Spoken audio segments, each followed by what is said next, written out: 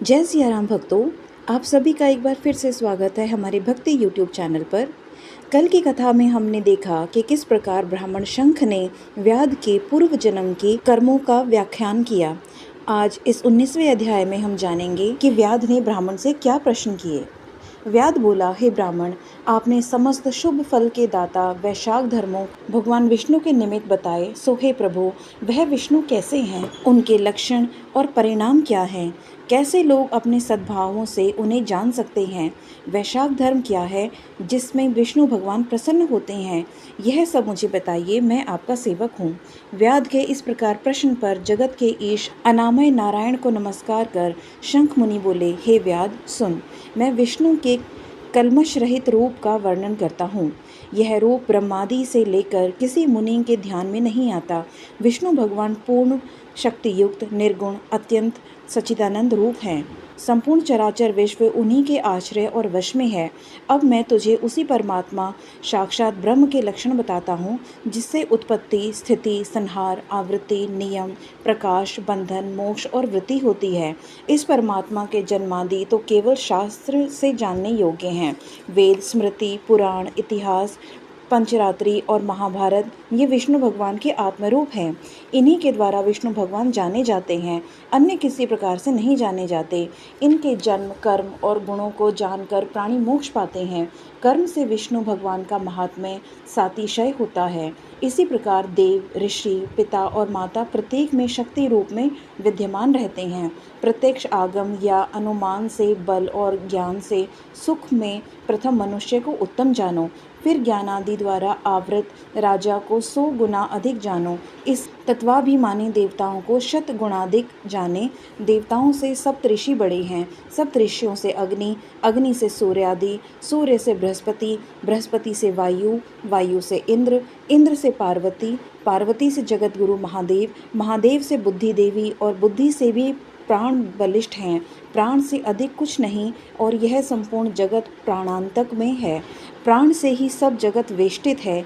नील मेघ के समान प्रभायुक्त सबका आधारभूत इसे सूत्र कहते हैं। लक्ष्मी के कटाक्ष मात्र से इनकी स्थिति है। तब व्याध बोला, वह लक्ष्मी देवादिदेव विष्णु भगवान की एकमात्र कृपा पात्र हैं। विष्णु भगवान से अधिक या समान कोई नहीं है। जीव में यह प्राण नाम सूत्र कैसे हुआ? हे ब्राह्मण, मेरे सामने इसका वर्णन कहिए कि परमात्मा प्राण से परे कैसे हैं। शंख मुनि बोले, हे व्याध, जो निर्णय तूने पूछा है वह सुन। मैं संपूर्ण जीवों द्वारा प्राणाधिक्य के उद्देश्य से कहता हूँ। प्राचीन काल में नारायण भगवान ने कमल योनि में ब्रह्मादिक देवादिक रच कर कहा, मैं ब्रह्मा को तुम्हारा राजा बनाऊंगा और जो कोई तुम में सर्वश्रेष्ठ हो उसे तुम युवराज बनाओ, परंतु वह शील, शौर्य और औदार्यादि गुणों से युक्त हो।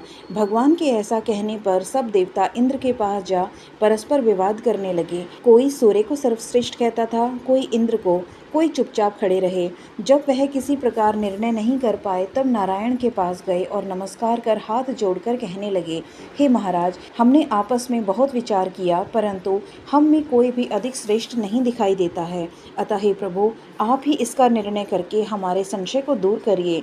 देवताओं के इस प्रश्न को सुनकर भगवान हंसकर कहने लगे कि मेरे विराट रूप शरीर में से जिसके निकलने से शरीर गिर पड़े और फिर उसके प्रवेश होने से खड़ा हो जाए, वही सब देवताओं में अधिक श्रेष्ठ है और कोई नहीं। यह सुनकर देवताओं ने तथास्तु, ऐसे ही हो कहा। तब जयंत नाम का देवता भगवान के पांव से निकल गया। तब उसको पंगु कहने लगे। गुहेंद्रिय से दक्ष नाम प्रजापति निकल गए। तब उसे शंठ कहने लगे। हाथों से संपूर्ण देवताओं का स्वामी इंद्र निकला, उसे हस्तहीन कहने लगे। नेत्रों से सूर्य निकला, तब उसे काना कहने लगे। नाक से अश्वनी कुमार निकले, उन्हें नासिका रहित कहने लगे। कानों से दशाएं निकली, तब उन्हें बहरा कहने लगे। जीवा से वरुण निकल गया, उसे अरसज्ञ कहने लगे। वाणी से वाणीश्वर अग्नि निकला, तब उसे गूंगा कहने लगे। रुद्र मन से निकल गए तो उसे जड़ कहने लगे। इसी तरह सभी देवता शरीर के विभिन्न अंगों से निकलते रहे, परंतु फिर भी शरीर नहीं गिरा। वह सुनते रहे, खाते पीते, सूंघते बोलते चलते रहे। फिर प्राण के निकलते ही उसे मृत कहने लगे। तब देवता विस्मित हो कहने लगे, जो कोई हम में से इस गिरी हुई देह के उठाने में समर्थ होगा वही सर्वश्रेष्ठ है और वही युवराज होगा। ऐसी प्रतिज्ञा कर क्रम से जैसे जैसे निकले थे वैसे वैसे ही प्रवेश करने लगे, परंतु देव फिर भी न उठी। अंत में प्राणों के प्रवेश करते ही शरीर उठ खड़ा हुआ। तब देवताओं ने निश्चय किया कि बल, ज्ञान, धैर्य, वैराग्य और जीवन से भी अधिक यह प्राण समस्त देवताओं का अधीश्वर और व्यापक है। अतएव प्राण को ही युवराज बनाया और उसके समानार्थ सामदेव का गान करने लगे। इसीलिए स्थावर और जंगमात्मक यह सृष्टि प्राणात्मक है, अधिक बलवान और सब जीवों का अंतरात्मा भिन्न भिन्न कर्मों का संपादन करने वाला है। बिना प्राणों के संसार में कुछ वृद्धि भी नहीं होती, न कुछ रहता है। यही प्राण देवतात्मक और सर्वदेवमय व्यापक तथा वासुदेव भगवान का अनुवृत्ति और वशीभूत है। इसी कारण प्राण को भगवान विष्णु का बड़ा सहायक कहते हैं। विष्णु भगवान का ऐसा महात्म्य और लक्षण जानकर जीव पूर्व जन्म मानुबद्ध शरीर त्याग कर नारायण के समीप परम धर्म को जाता है। शंख मुनि के ऐसे वचन सुनकर व्याध प्रसन्न हो कहने लगा, सर्वेश्वर, प्राण की महिमा जो कहीं भी विदित नहीं है, न सुनी गई है, आप मुझसे कहिए। तब शंख मुनि बोले, प्राचीन काल में देवाधिदेव अनामय नारायण भगवान का अश्वमेघ द्वारा पूजन करने के लिए प्राण गंगा तट पर गया। वहाँ बहुत से मुनियों को संग ले हल से भूमि को शुद्ध करने लगा। जहाँ पृथ्वी के नीचे गुफा में कणव नाम के महात्मा समाधि लगाए हुए बैठे थे, वह हल से बाहर खींचे गए। तब प्राण को अपने सामने खड़ा देख क्रोध से शाप देते हुए बोले, तेरी महिमा तीनों लोकों से जाती रहेगी और भूलोक में तुझे कोई नहीं मानेगा। मुनि के ऐसे कहने पर क्रोध कर प्राण बोला, मैं निरपराध हूँ, तूने बिना अपराध मुझे श्राप दिया, इसलिए हे कणव, तू गुरुद्रोही हो और तेरी वृत्ति विश्व में निंदित हो। तभी से संसार में और विशेषकर भूलोक में प्राण की महिमा प्रसिद्ध नहीं है और शाप के कारण कणव गुरु को मार सूर्य का शिष्य हुआ। हे व्याध, जो कुछ तुमने पूछा सो सब तेरे सामने कहा। अब जो और कुछ भी पूछना है वह पूछ, कुछ विचार मत कर।